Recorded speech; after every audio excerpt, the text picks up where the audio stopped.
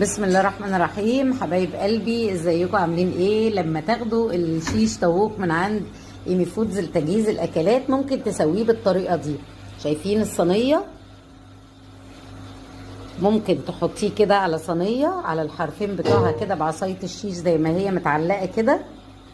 هيستوي على الصهد وهيتشوي وهيبقى تحفه. وبعدين ممكن تاخديه بعد كده بقى تديله كده على الجريلا تحميره حلوه او شويه حلوه. دي الطريقه الاولى.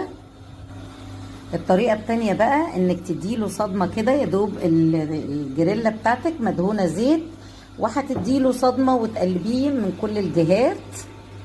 وبعدين تزودي شويه ميه كده في الاخر وتغطي الجريلا كويس جدا وتسيبيها تستوي قوي. وبعدين ترجعي تشوحيها تاني وتديها اللون الحلو بتاع الشوي. دول الطريقتين بتوع تسوية الشيش طاووق اللي تاخدوه من عند ايمي فودز لتجهيز الاكلات. حبايب قلبي، وادي الشيش بعد التسوية، حاجة كده تحفة.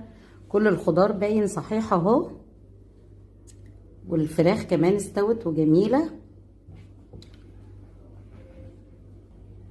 جرنشي بقى وزوقي زي ما انت عايزة، وحاجة كده قمر، وتحطي على سفرتك حاجة جميلة.